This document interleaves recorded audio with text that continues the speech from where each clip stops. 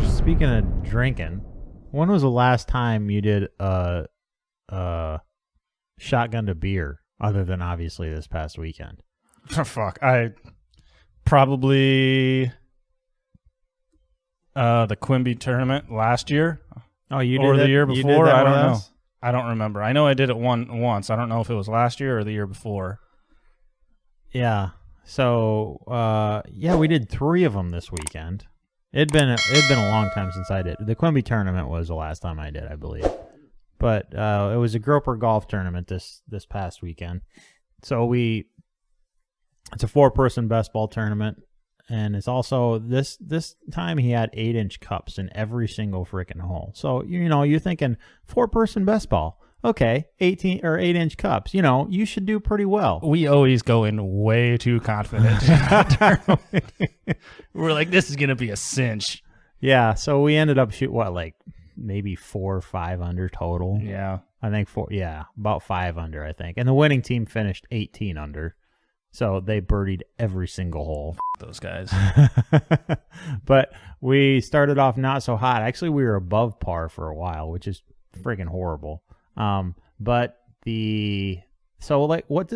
we bogey one? And I was like, all right, if we bogey it again, we got a shotgun of beer.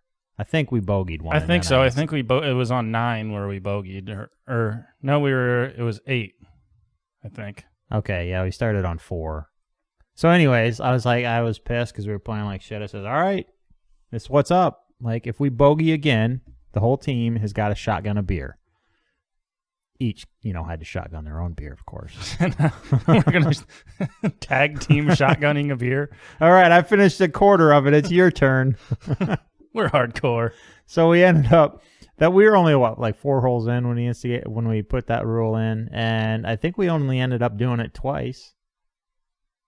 The rest of the tournament, and then obviously at the very end of the tournament, we did one more just because we're idiots. I don't think I was in on that one. You didn't do the last one? I don't think so. By Dusky's, the clubhouse there? I don't remember, to be honest. I remember that happening, but I don't remember if I did it. I'm pretty positive. I was at least standing there watching it happen. I don't know if I did one. I'm pretty positive you did. I'm pretty sure. I wasn't that I kind of maintained throughout the day. I didn't get hammered. Were you smoked after that day? No. I was kind of like you. I just maintained. I went home and went to bed. I was in bed by 10 o'clock. I felt totally fine the next day, which I was kind of confused by because we drank for at least 12 hours. Yeah, Toad said he felt like shit. Shocking. Shocker. I did forget my golf clubs down there, though. I didn't even take them off the cart. I had to go down there and get them. Oh, so you have them now? Yeah. Okay. Yeah, actually, I was going to text you when I drove off, and I was like, nah, he'll remember. He's not that drunk. Turns out I should have. I wasn't that drunk, but I did not even think about it. That's because I usually take the damn things home and store them in my garage. Yeah. Well, now they're in my trunk. So, yeah, that was interesting. Ain't done beer shotguns in a long while. The first one was the worst, to be honest. Because that was right after we ate. No, that was the second one. Or was it the first one? I think it was the first one. I think it was the first one was right after we ate because I was so full and I was just so miserable. It got easier after that. None of them were really that bad for me. I mean, that was a little bit full after that one. But they weren't horrible, I didn't think. I don't know. It was fun. We had a good time, and a lot of funds were raised. So this is a benefit every year they do. There's an auction after it and everything, and they did very, very, very well on that auction. I know they made a stupid amount of money that goes back. It's a nonprofit, so that goes back just into stuff for the community. So. Well, they got at least 7,000 just from your 2 guns, didn't they? 70, something like that. Yeah, 73, and then plus that drawing Trinity Clemens did. That was 3. So between my 2 guns and that drawing was 10 grand right there. Wow. So I bet they cleared 20. So pretty good for small town Iowa. I think everybody was pretty pleased with it. So. Yeah. So we got invited to this. the black and back. It's called Back the Blue ball. It's myself and my girlfriend. Oh. So it's like an actual ball. I'm talking like tuxedos and gowns and all this stuff. Like everybody's dressed to the nine. It's a ball for the Iowa's law enforcement, I guess. And it's in October. I think we'll probably end up going, but I honestly don't remember the last time I wore a tux. Probably maybe like Ranking's wedding or something like that. Was that even a tux? I don't think mine was. I don't recall. Doesn't matter. But No. yeah. So, but I was thinking, we the reason I was invited is because I'm donating I'm putting Cerakote on a gun for them. And you were going to say myself. What? No, I'm not donating. They're not getting very many funds from that one. Not donating myself. God. But I'm donating the Cerakote on a gun. And Crossroads in Des Moines is handling it. They invited me to it. But like I'm thinking here, like how much time we spend bitching about law enforcement on this episode, on this particular podcast, right? I mean, that's a pretty big portion of the show. So, like, and maybe we've talked a little bit about this in the past, but doesn't it seem like a little bit of hypocrisy as far as both the left and the right stance? Like, conservatives are all like big, they want small government, but then they like have a ton of support for law enforcement, which it would mean to me, like, it would make more sense if conservatives were for small government and less law enforcement, less everything. But then it's actually the liberals that are that way. The liberals are for big government and, more controlling of your life, but less law enforcement. Like, those two things they seem backwards and just like straight up ass backwards, doesn't it? Like, when you stop and like remove yourself from it a little bit and just think about it, doesn't that seem wrong? Like, stupid? Sort of. I don't know. I think it's more people supporting an in particular branch or whatever, or a cause or group that happens to agree with them on a certain subject at that particular time. Like the left, whenever something bad happens, a police shooting or something like that, and they're like George Floyd, no, burn those motherfuckers down. But they also want the police to come after all of us crazy ass gun owners. Right. So I don't know. I think people are just confused. I think very much. Because like their ideology and I'm not saying that. Actually, I'm calling out everybody. I'm calling out our side. I'm calling out their side. The whole fucking thing just reeks. It's weird. Because as you were saying, like they, in the George Floyd situation, well, we want less police presence and everything. But then at the same time, they're saying more government. Well, you can't have more government without you. If you have huge government, you have to have big police presence. That's just kind of how it works. They go hand in hand together, generally.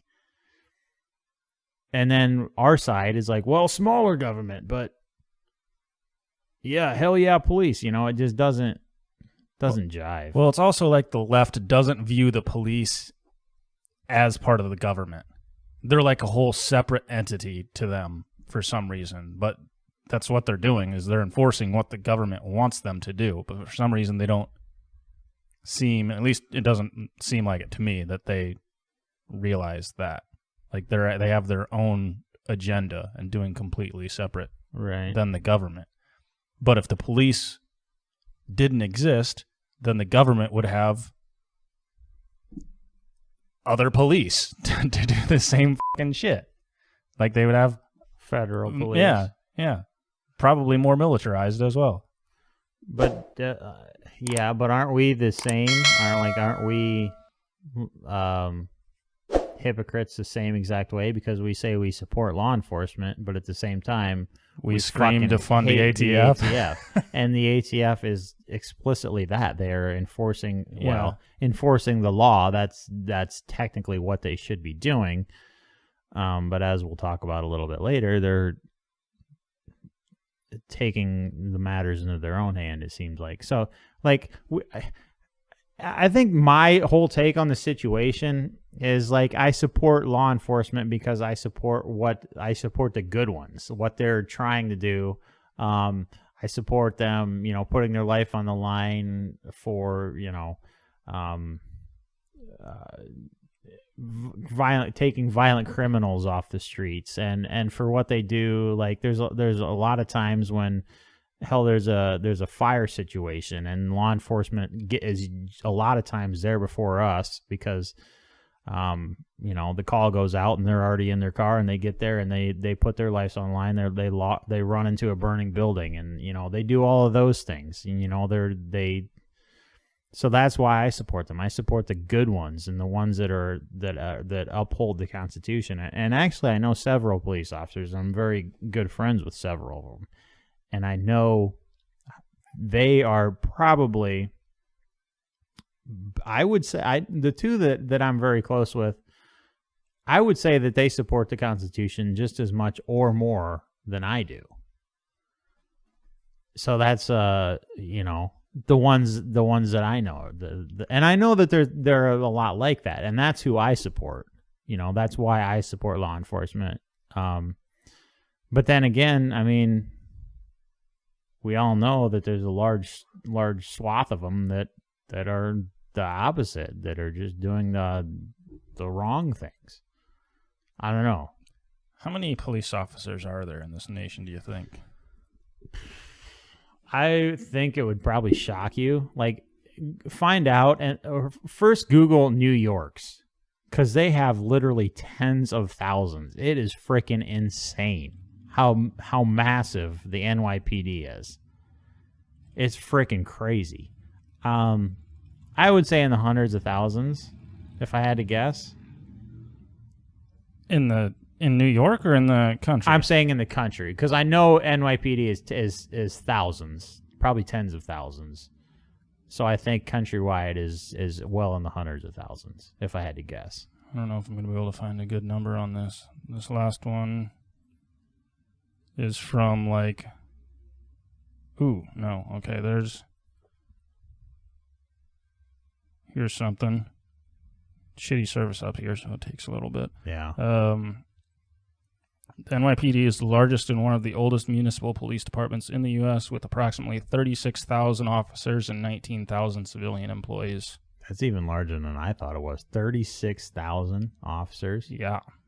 So knowing that, they're the largest in the world, how big do you think? I would say around 500,000 probably for nationwide, if I had to guess. 500,000? Maybe. I don't know. Not.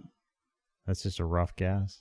It says in 2020 there were 696,644 full-time law enforcement officers employed in the U.S. in 2020. Okay, so we're at 300 million civilians, 500,000. Well, just for easy math, 500,000. This is a pretty good percentage of America is just straight law enforcement. Then. Yeah. Wow, that's more than I would have thought.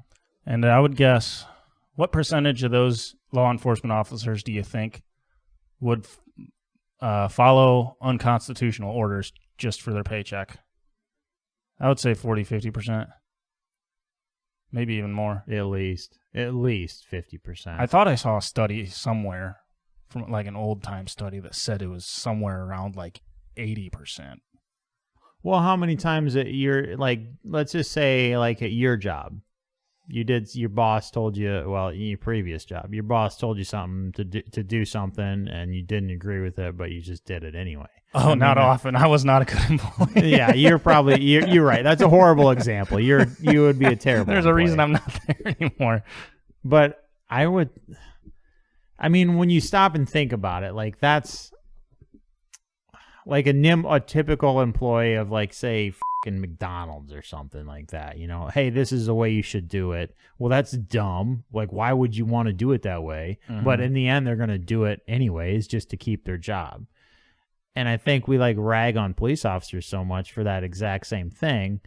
But at the end of the day, you know, they have a life and a wife and kids and everything to worry about. And that's kind of what they're thinking of more so. I think probably the majority of them are thinking that more so than, well, about the Constitution and the oath that they took. I would say it's at least half. I would say that's a pretty solid estimate. Yeah. I forgot what you were just saying.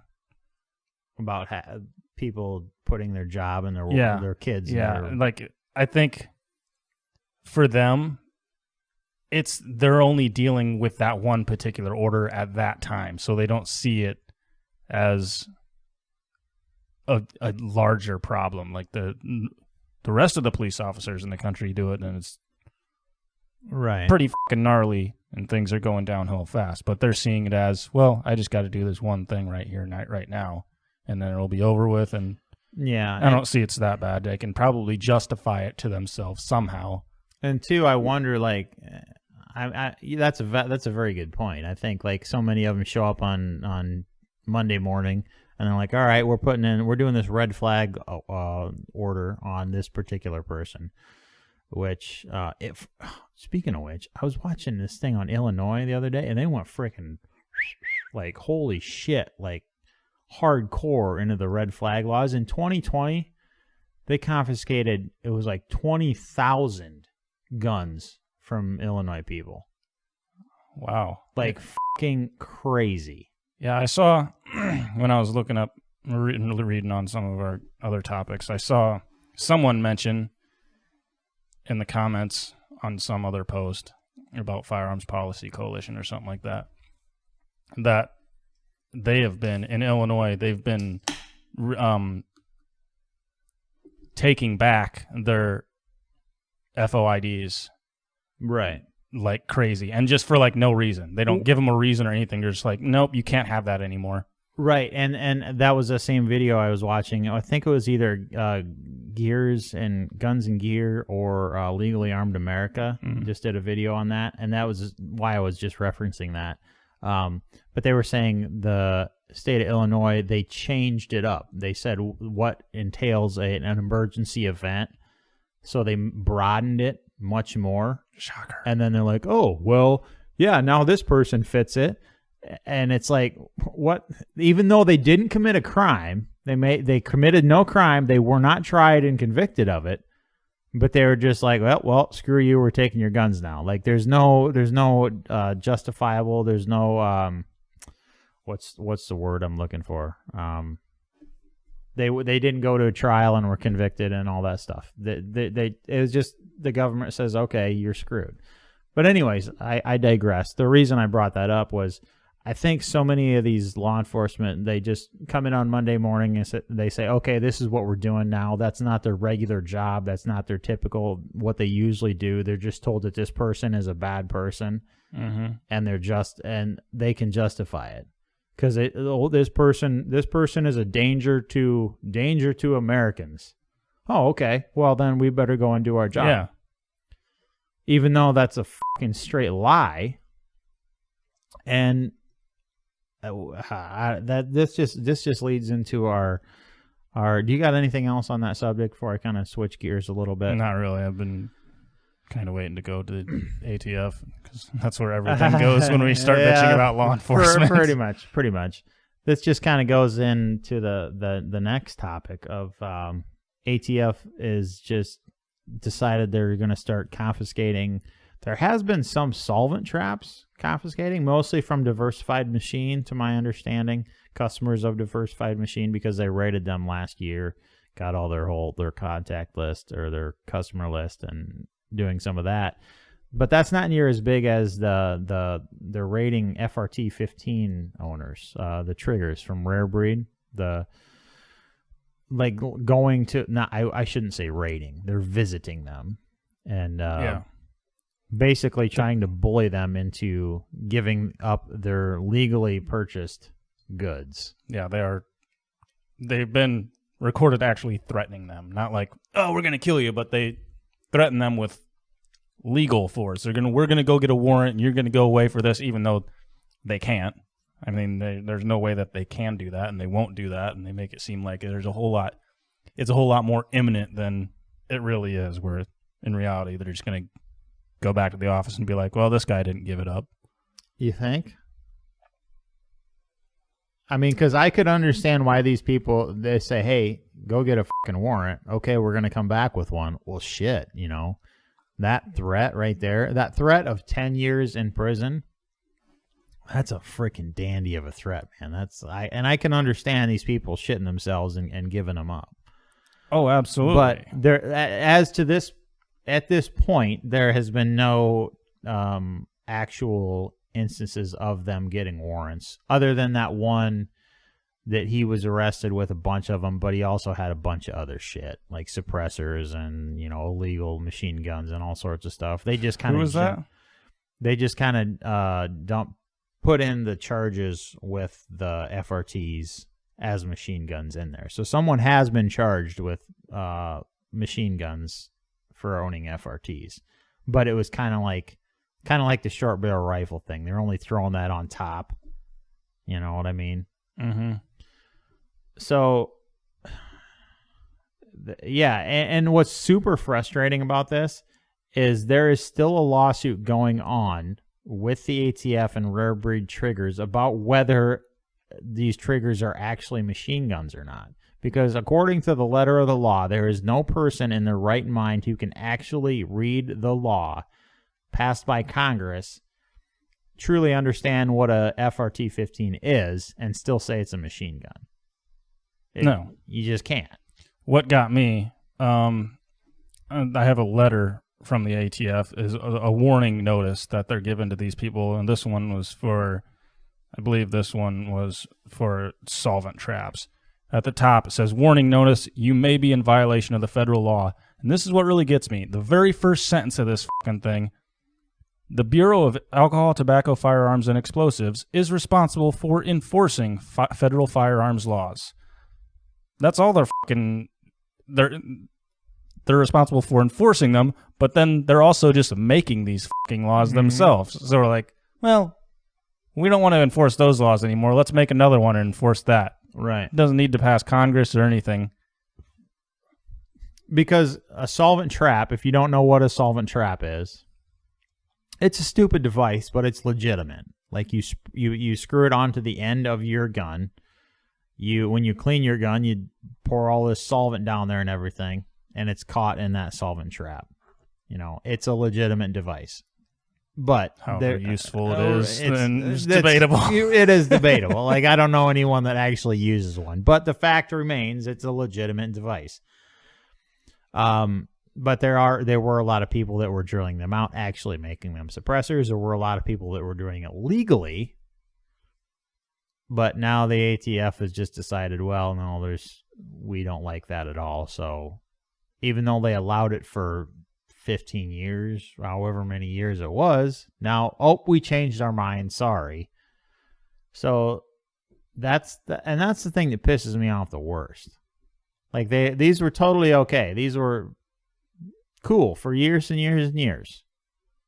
And now they're just like, no, you can't have these anymore. And it's the same with these triggers. What gets me is how they're getting this information. Mm-hmm. They shouldn't have this information. Did you see what was going on? Did you read the AmmoLand article about this? Yes, John Crump. Yeah, about the gun broker seller. Yeah. Rifle Remedy 2000. Mm-hmm. He's just apparently some 21-year-old in Texas. Mm-hmm.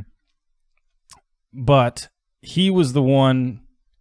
I think there was 3 or 4 in this article listed that the ATF visited, and he was the one that sold all these solvent traps to these 3 or 4 people. Then he came out and said, yeah, the ATF here brought 20 officers. They were here for 20 minutes. They took everything I had.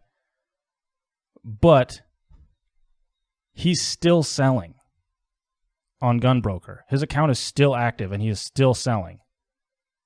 So I'm pretty sure that's the ATF selling solvent traps to these people, and then fucking it's a sting operation, essentially. An online sting operation, what it sounds like to me. Well, it's interesting that you bring that up because I just watched a video this afternoon about that specific guy, and there's a YouTube channel. It's called like Washington Gun Law or something, and it's some lawyer from Washington, and he made a video a couple days ago about that specific guy because everybody thought that was the ATF, and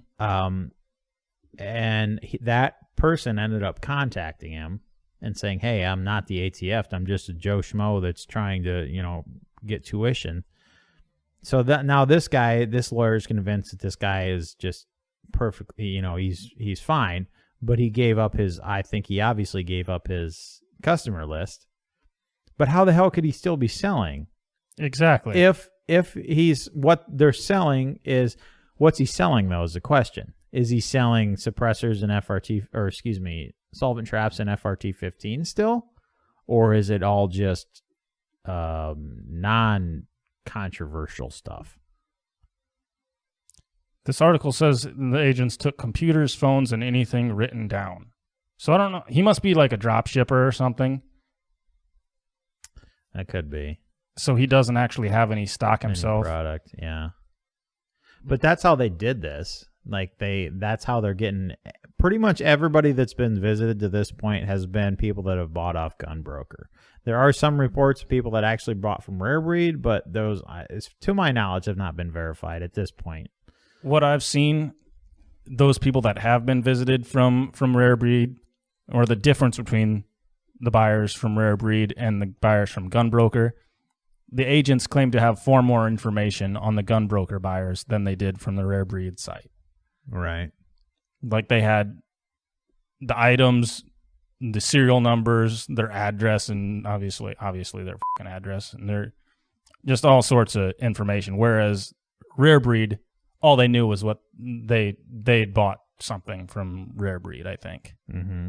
So they were just like, "We think you have one of these." A shot in the dark. Yeah. But this article here says that the Gunbroker buyer claims they left without requesting any customer information, which he claims wasn't stored on any of the devices that the ATF took, and that it's all held on the cloud. I find that very hard to believe that they showed up and didn't even ask for any customer information from the shit that's come out. Where that video a couple weeks ago, that one bitch taken literally on her personal cell phone, taking pictures of their that store's entire logbook. Right. Just flipping through hundreds and hundreds of pages to take it back and log it. So I find that very hard to believe that they didn't even ask him. Yeah, and how would they have got all that information? Because they had to get it from somewhere. And what they ended up doing was they went on Gunbroker, they bought these items. Once they received them, then they went to the seller and said, "Hey, we just got this from you." It was basically a sting operation. They bought from them and then went and leaned on them. "Hey, give us your shit or we're going to charge you with a bunch of felonies or whatever." Mm-hmm. I'm sure they threatened to charge them with selling. I'd be interested to see what that dude is actually selling, though.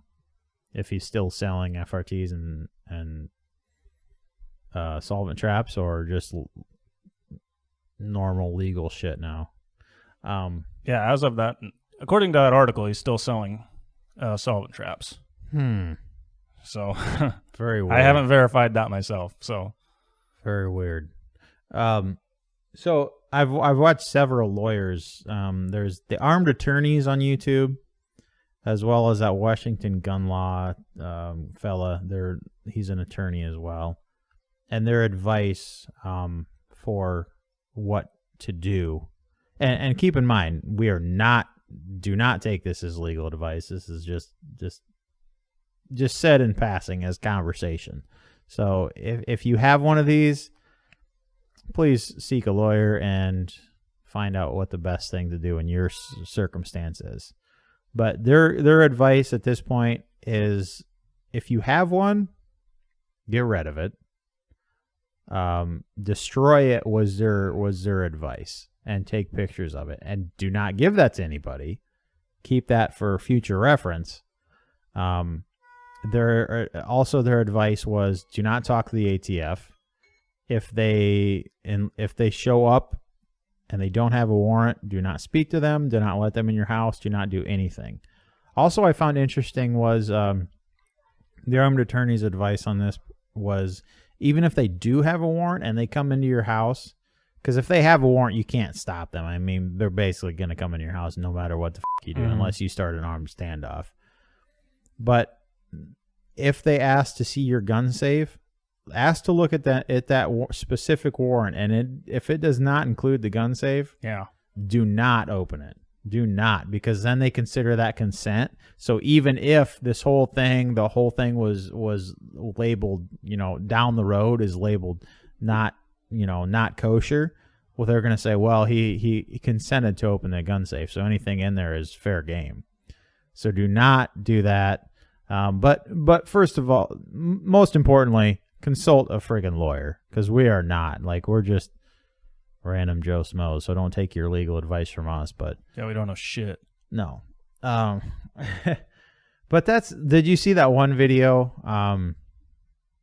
The John Crump played it. He had it on his channel. They came to his house, and the one that was all blurred out. Yeah, it was. I don't know why it was blurred out. Yeah, but I don't know. There was audio. But these ATF agents were fucking dicks, and the guy was not being super nice. He's basically told them to go fuck themselves. Which the balls on that dude, hell yeah, dude. You know what's going on, man.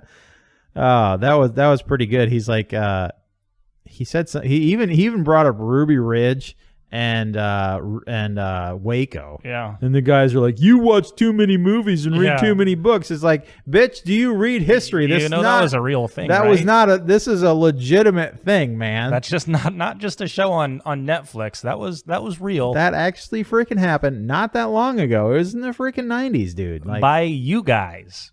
Not that long ago. Remember just a few episodes ago we were talking about the new Diddle bitch, his confirmation. Yeah, Diddle bitch. He doesn't seem so bad. Well, now that he's at the range, they're doing all this, or at the reins, they're doing all this shit. What do you make all that? You think he's in control of any of this? Yeah, I didn't. I saw some headlines. That's convenient. Someone's playing music right outside the window there. Anyways, yeah, I saw something where he had, we saw that interview he did on CNN or whatever a few weeks ago, where he was like, the Constitution is the law, and that's just how we got to do things. Right. I saw a headline where he just totally fucking flipped scripts now, so he's just doing normal ATF director bullshit. I'm sure. I was not convinced by that whole thing anyways. I mean, I don't know. He's just playing. He's telling people what they want to hear. Just playing politics. There's no way Joe would have put him in there, or whoever is running Joe would have put him in there if he wasn't going to do what they wanted. Yeah, I would tend to agree. I don't know. So this whole it's just like we talk about them wanting to take our guns, and this is just proof. One thing in that blurred out video that we were just talking about, he says, I know what the ATF does. I know what your job is. Oh, do you? Taking guns from criminals? Like, if I was that guy there, I would have been like, do I look like a criminal to you? You're coming to my door on my property and just randomly visit me. I have not committed any there's literally nothing that I've done, and you're calling me a criminal now? That's how they view people. And it's just because they were like, well, we decided you're a criminal. That's literally all it is. We decided that you're a criminal now. Because there's no proof that they converted any of those things to an actual suppressor. They have absolutely no proof of that. So I don't know. I was thinking another thought I had earlier when we were talking about how they were getting all these records. Do you think they're working with the IRS? Do you think that has anything to do with the 87,000 new accountants or whatever the fuck that IRS agents, I guess if you call them that, have anything to do with it? That the IRS could get a hold of these records more easily than the ATF? Get a hold of these sales records? Why? How? By going through their people's bank accounts? Or businesses or whatever. Just an easier time tracking the sales records. I guess I don't know how easily it is for either agency to do it, but that was just a random fucking thought I had. Maybe it's not even plausible.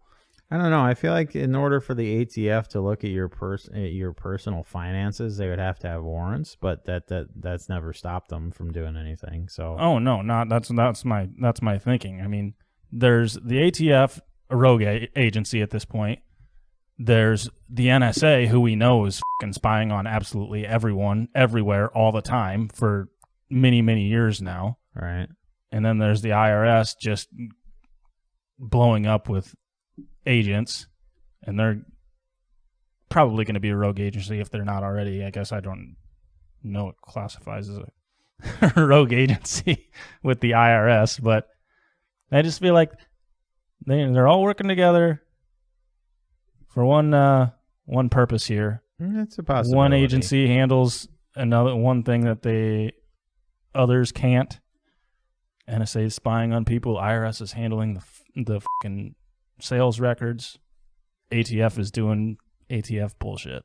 Well, I mean, it would make sense because, I mean, we've pretty much established at this point that the ATF or the government in itself is more interested in the government's interest than the people's interest. It's not we the people anymore.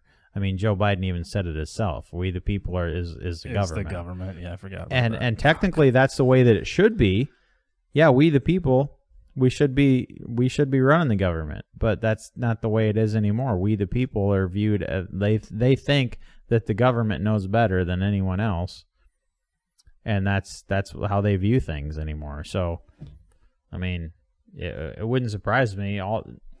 You'd be shocked at the illegal shit that they're pulling. It wouldn't surprise me. I wouldn't be shocked. I mean, it would. Yeah, maybe shocked is the right word. Yeah. Blow my mind that they think they can do that shit and they're in the right. No, it's just a matter of time. I mean, their time will come. I don't know if it'll be in our lifetime or the next. I don't know. The way the ATF has been, they're getting braver over the last couple of months with all these door-to-door shit. Do you think it's getting closer? Do you think it's only because though they know that November's coming and they're trying to get as much shit done as they can before the Republicans take over the House? I mean, what can they really get done though? What good is going door to door going to do? They don't have enough agents to make a big enough dent in that in a couple of months. Honestly, my whole thought on the situation, you'll notice that Big Daddy, there's been no raids on any of that shit. None. The only people they're raiding for these triggers is rare breed. And why are they doing that? I think, and I said this for a long time, for months. They're only raiding rare breed shit because the ongoing lawsuit with them. And rare breed is still selling triggers, to my knowledge. Their website is still up, is it not? As far as I know. The only reason they're only raiding rare breed is because there's an active investigation or an active lawsuit against the ATF by rare breed. They're trying to scare rare breed customers into not buying anymore, which will therefore deplete their war chest of money to go after the ATF. That's been my theory for the entirety of this whole freaking thing. Yeah, Rare Breed has been pretty much the only company named in any of these things. Yeah. So they're very clearly the largest. And Big Daddy, I mean, I don't know the specifics of this, but essentially in their lawsuit against Rare Breed or Rare Breed's lawsuit against them, I think it is, Big Daddy is essentially sold out gun owners. And I'm not going to comment too much more on that because I don't know. I haven't watched Ralphie, or what's his name?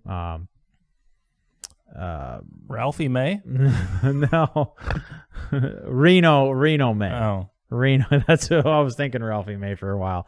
Go and check out Reno May's YouTube channel, and he'll tell you the specifics on Big Daddy Unlimited essentially selling out gun owners and to inviting the ATF into their lawsuit with rare breed triggers. But yeah, that's very suspicious that none of those have been rated. It's only rare breed shit. So I think the whole situation is just a scare tactic, trying to scare people out of buying any more rare breed shit. That's my personal opinion on it. I just don't know how much longer this can go on. I mean, with the recent Supreme Court decisions, how much more can they fucking do? As much as they can possibly get away with. They're going to push it as far as... Who stops them? Is it the Department of Justice that's going to tell them that, hey, you guys got to stop this now? The Supreme Court said so. Because they're the government too. No, the Supreme Court or the DOJ is, and they're another side of the same coin. They're doing the same shit. Well, I thought the DOJ was in charge of the ATF. Well, they are, but they're still in Biden's and whoever's controlling him's back pocket. So that's what I'm wondering. Who's going to enforce this Supreme Court decision? I mean, the ATF already doesn't fucking listen to the Constitution. So who's going to do it? Don't know. The police? No. Well, apparently it's a good idea to call the police if the ATF is at your door, though. That was Did you see that very satisfying video. I think that's how I'm going to play it. I mean, that might be one of the smarter moves.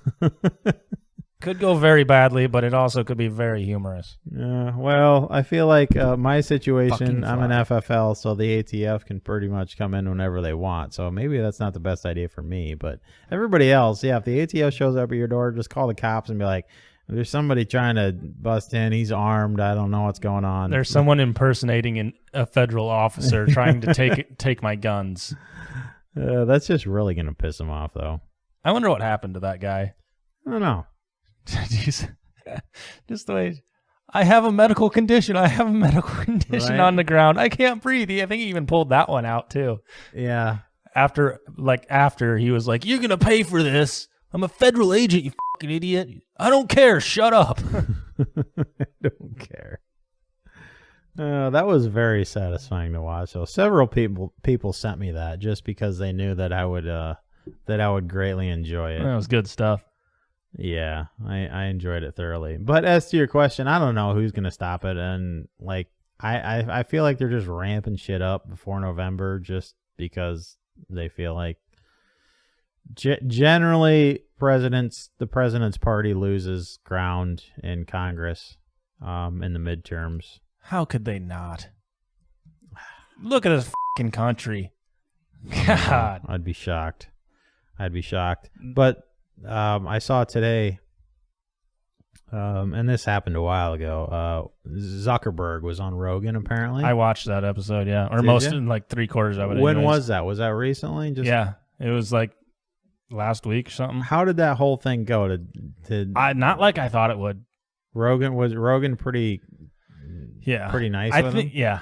Like most of it, they spent talking about new AI or new virtual reality products that they're going to be coming out with. But I think Joe was pretty smart about it. He didn't want to like push Mark, and because I think everybody knows Joe's views on Facebook and that shit. So I think he kind of played friendly with him to get him to say some things that maybe Mark shouldn't have said. Right. But yeah. One specifically was that Facebook was told by the FBI to bury the Hunter Biden laptop story. And not specifically. They came to him and said, we feel like there's going to be a lot of fake Russian propaganda, so just be on high alert. And that's how they took it. And like days after that, that's when the Hunter Biden story dropped, and they suppressed it. And So they fucking lied to him. Yeah. They lied to him to get him to do something. Pretty much. And how is that not like? Well, maybe according to him. According to Zuckerberg. Yeah. They also could have been like, "This is what's going on." He could have just been putting a friendly spin on it for Facebook. Yes. Right. But if you say, okay, so the 2016 election, basically the Russian interference boiled down to they ran ads. Russian people or Russian corporations were running ads, pro-Trump ads. That's the entirety of what they had on the 2016 election. So if you say that that is election interference, how can you claim that suppressing a massive story such as the Hunter Biden laptop story, which has all been proven to be 100% legit? Everything on that laptop is legit. That is no bullshit. Even the Steele dossier that Hillary's campaign put together, that's all been proven false. How can you say that suppressing this story, such as a Hunter Biden story, is not election tampering? If you say that the Russians running ads is, suppressing real stuff is not, like, it doesn't make any sense. Like, everything that they accuse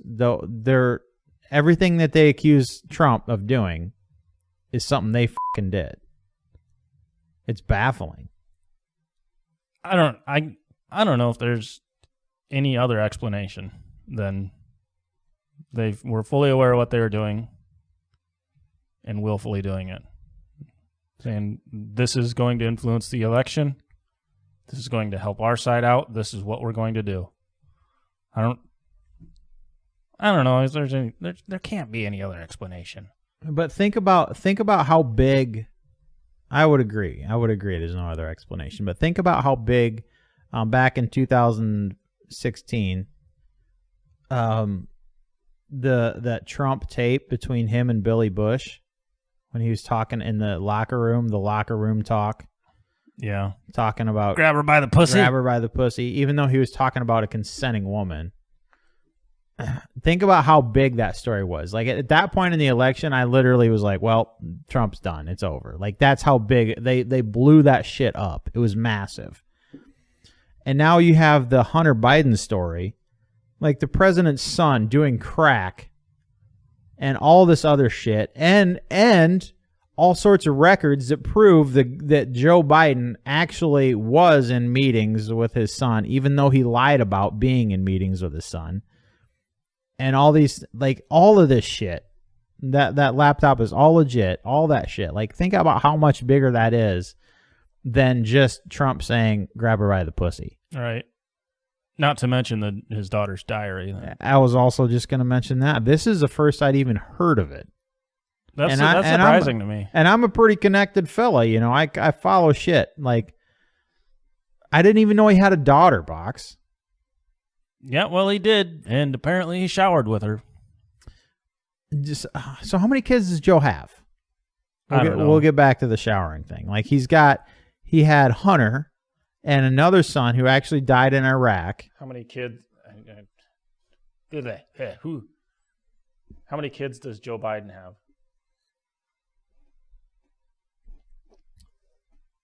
I'm saying 3. It'll be like 14. I'll be like, what? I think it's 3. 4 children from 2 marriages. 4. Though tragically only 2 are still alive today. Interesting. So the one son died in Afghanistan or Iraq. And then Hunter married the dude's wife that died and then cheated on her with a stripper and knocked the stripper up. Like, that's not a story that legitimately happened. And then this Ashley chick, supposedly, she was in rehab because that's what Bidens do, I guess. Yeah, they're pretty good at the rehab thing. So she left this diary in this rehab place, and then and this was years ago. And just recently it was authenticated and said, yes, this is actually legit. Well, she talked about her dad, Joe Biden, jumping in the shower with her when she was a child, when she was younger. Like into her teen years, I think. I've seen anyways. Like, that's, like, we'll say that that's okay until you're like 4, 5. Oh, shit. 6 max. Into your teen years. Like, so dude, the president's a pedophile. Everybody already knew this. Everybody knew this. You seen the way he sniffs everybody's hair. This is not a shock. This sniffs children's hair.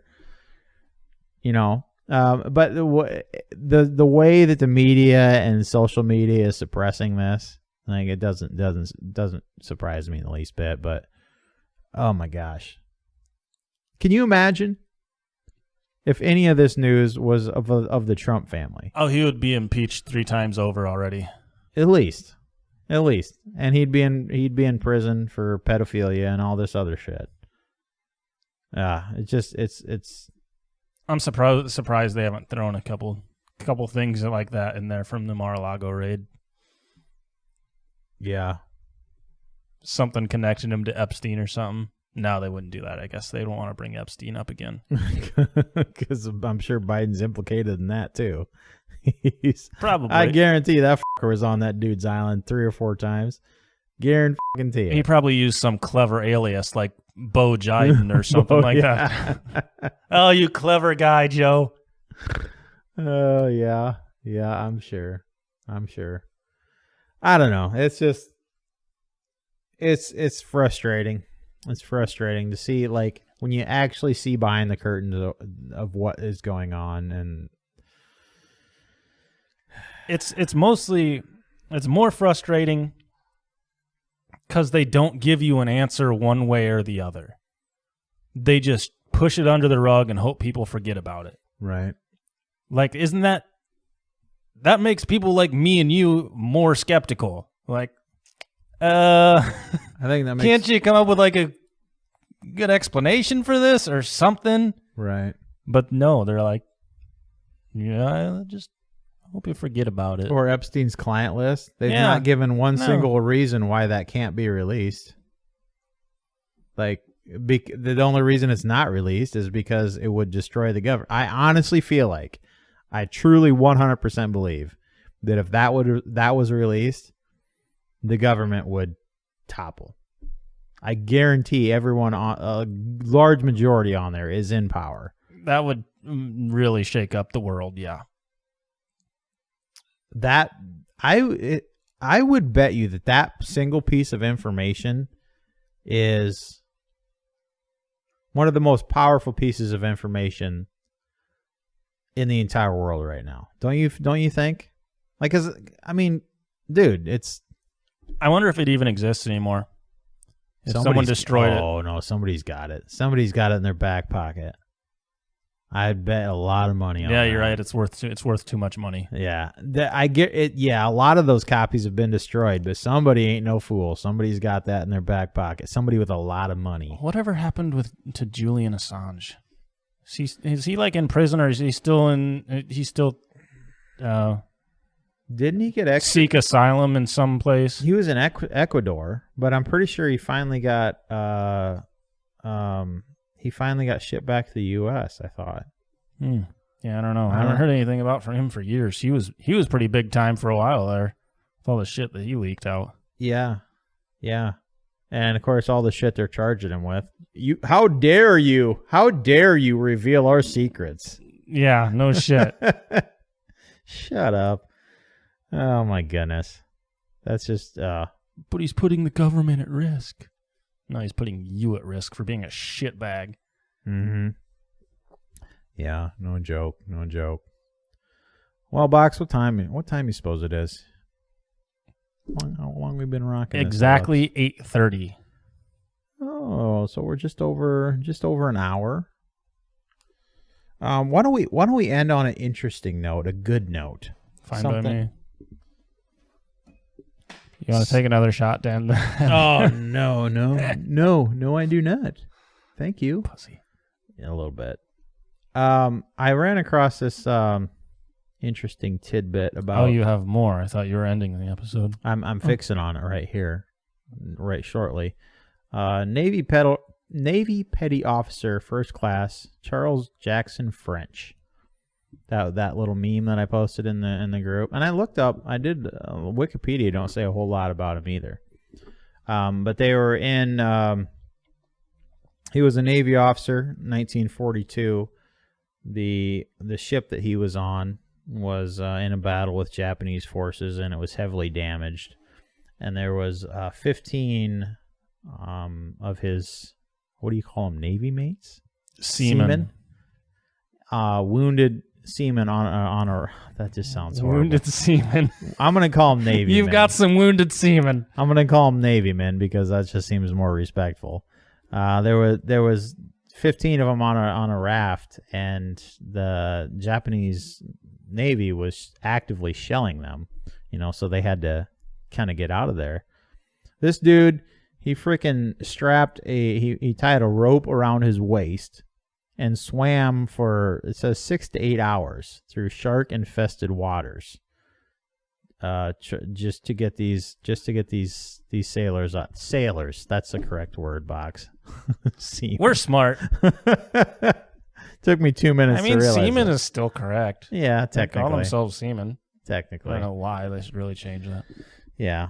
But, like, this was after the USS Gregory was hit, the ship that he was on. And actually, he was in the Navy before, and then Pearl Harbor happened, and he was retired at that point. And then he went and re-enlisted after World War II started.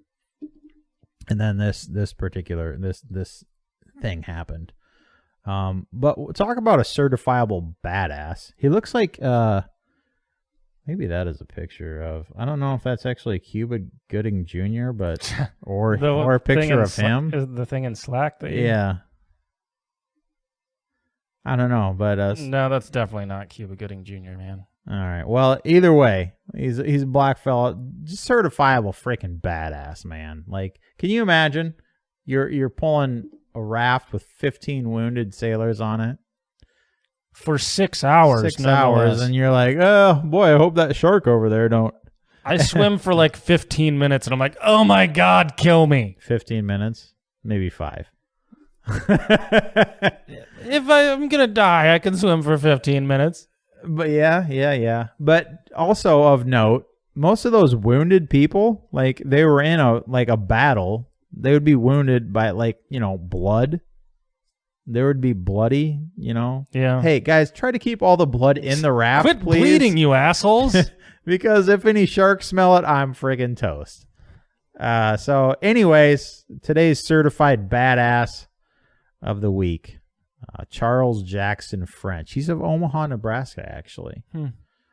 So I just thought that was an interesting story that we could end the podcast on. What a lad. Hell yeah. Well, guys, it's been a fun one. Thanks for hanging out. Make sure you check out our sponsors, Ballistic Imagery at ballisticimagery.com, as well as Shyworks at shyworks.com. They're both on Facebook as well. Shyworks is on the Twitters. If you enjoy what we do, you can support the podcast over at our Subscribe Star. Just go over there and search Life Short, Live Free, and you get all sorts of goodies for helping support the show. So, anyways, guys, that's pretty much all we got. Box, you got anything to add? Yeah, defund the ATF and repeal the NFA. Till we talk to you next time, guys. Remember, life short, live free. God bless. God bless the United States of America. Grow food, become ungovernable.